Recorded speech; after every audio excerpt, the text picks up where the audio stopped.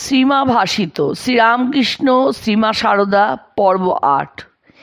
একজন স্ত্রীভক্ত দেবব্রত মহারাজের শরীর ত্যাগের পূর্বে ভূত দেখার কথা জিজ্ঞাসা করায় ঠাকুরের ভূত দেখা প্রসঙ্গে মা বলেছেন, আস্তে ওরা ভয় পাবে।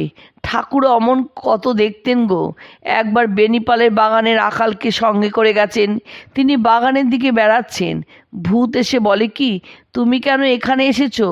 জ্বলে গেলুম আমরা, তোমার হাওয়া আমাদের সহ্য হচ্ছে না, তুমি চলে যাও, চলে যাও। তার পবিত্র হাওয়া, তার তেজ ওদের সহ্য হবে কেন? তিনি তো হেসে চলে এসে কারুকে কিছু না বলে খাওয়া দাওয়ার পরেই একখানা গাড়ি রেখে দিতে বললেন। কথা ছিল রাতটা ওখানে থাকবেন। তারা বললে, এত রাতে গাড়ি পাবো কোথায়? ঠাকুর বললেন, তা পাবে, যাও। তারা তো গিয়ে গাড়ি আনলে। তিনি সেই রাতেই গাড়ি করে চলে এলেন। অত রাতে ফটকে গাড়ির শব্দ পেয়ে কান পেতে শুনি ঠাকুর রাখালের সঙ্গে কথা বলছেন। শুনেই ভাবলুম, ওমা, কী হবে যদি না খেয়ে এসে থাকেন? কি খেতে দেবো এই রাতে? অন্য দিন কিছু না কিছু ঘরে রাখতুম, এই সুজি হোক যাই হোক, কেননা কখন খেতে চেয়ে বসবেন ঠিক তো ছিল না। তা সেদিন আসবেন না জেনে কিছুই রাখিনি। মন্দিরের ফটক সব বন্ধ হয়ে গেছে। রাত তখন 1টা। তিনি হাততালি দিয়ে ঠাকুরদের সব নাম করতে লাগলেন। কি করে যেন দরজা খুলিয়ে নিলেন। আমি বলছি, ও যদুর মা, ঝি কী হবে? তিনি শুনে বুঝতে পেরে তার ঘর থেকে ডেকে বলছেন, তোমরা ভেবো না গো, আমরা খেয়ে এসেছি। পরে রাখালকে সেই ভূতের কথা বলতে সে বলছে, ও বাবা, তখন বলনি, ভালোই করেছো, তাহলে আমার দাঁত কপাটি লেগে যেত। শুনে আমার এখনই ভয় পাচ্ছি। স্বামীর মতের বিরুদ্ধে গিয়ে সংযত আচরণে পাপ হয় কিনা স্ত্রী ভক্তের এই প্রশ্নের উত্তরে, ভগবানের জন্য হলে কোনো পাপ হয় না মা। কেন হবে? ইন্দ্রিয় সংযম চাই। এই যে বিধবাদের এত ব্যবস্থা, সব ইন্দ্রিয় সংযমের জন্য। ঠাকুরের কোনো বিষয় ভগবান ছাড়া ছিল না। আমাকে যেসব জিনিস দিয়ে ষোড়শ পূজা করেছিলেন, সেই সব শাঁখা শাড়ি ইত্যাদি আমার তো গুরুমা ছিলেন না। কি করব? ঠাকুরকে জিজ্ঞাসা করতে তিনি ভেবে বললেন, তা তোমার গর্ভধারিণী মাকে দিতে পারো, তখন বাবা বেঁচে ছিলেন। কিন্তু দেখো, তাকে যেন মানুষ জ্ঞান করে দিও না, সাক্ষাৎ জগদম্বা ভেবে দেবে। তাই করলুম। এমনই শিক্ষা তার ছিল।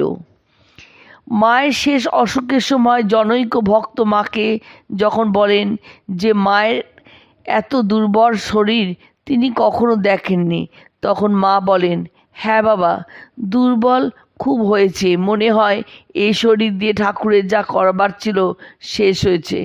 এখন মনটা সর্বদা তাকে চায়, অন্য কিছু আর ভালো লাগে না। এই দেখো না, রাধুকে এত ভালোবাসতুম, ওর সুখ স্বাচ্ছন্দ্যের জন্য কত করেছি। এখন ভাব ঠিক উল্টে গেছে। ওর সামনে এলে বেজার বোধ হয়, মনে হয় ও কেন সামনে এসে আমার মনটাকে নিচে নামাবার চেষ্টা করছে। ঠাকুর তার কাজের জন্য এতকাল এইসব দিয়ে মনটাকে নামিয়ে রেখেছিলেন, নইলে তিনি চলে গেলেন। তারপর কি আমার থাকা সম্ভব হতো?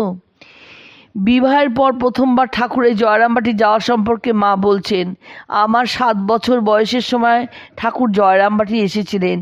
বিয়ের পরে জোরে যায় না, তখন আমাকে বলেছিলেন, তোমাকে যদি কেউ জিজ্ঞাসা করে ক বছরে বিয়ে হয়েছে, তখন 5 বছর বলো, 7 বছর বলো না।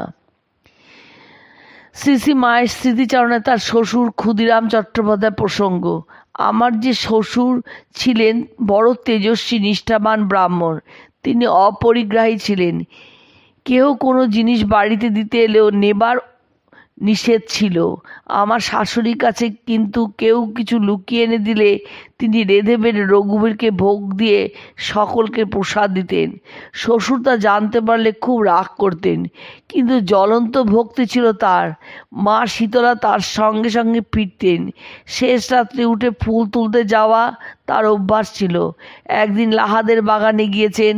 একটি 9 বছরের মতো মেয়ে এসে তাকে বলছে, বাবা এদিকে এসো, এদিকে ডালে খুব ফুল আছে, আচ্ছা নুয়ে ধরছি, তুমি তোলো।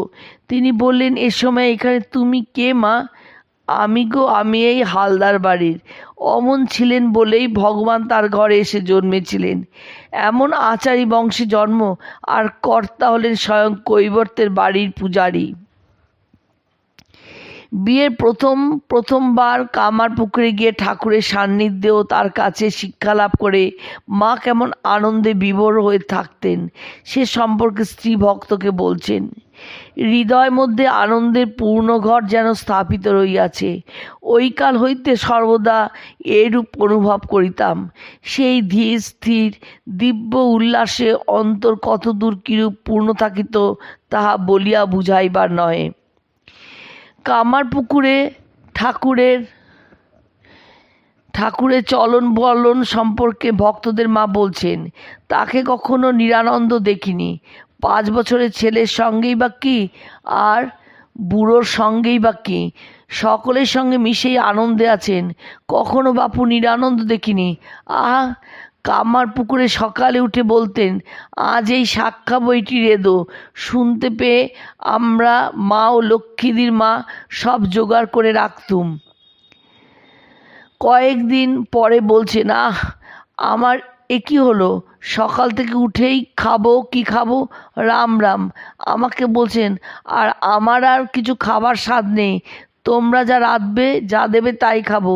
শরীর সারতে দেশে যেতেন, দক্ষিণেশ্বরে থাকতে খুব পেটের অসুখে ভুগতেন কিনা বলতেন, রাম রাম, পেটটা কেবল মলেই ভর্তি, কেবল মলই বেরুচ্ছে। এইসবে তারপর শরীরে ঘেন্না ধরে গেল, আর শরীরের যত্ন করতেন না।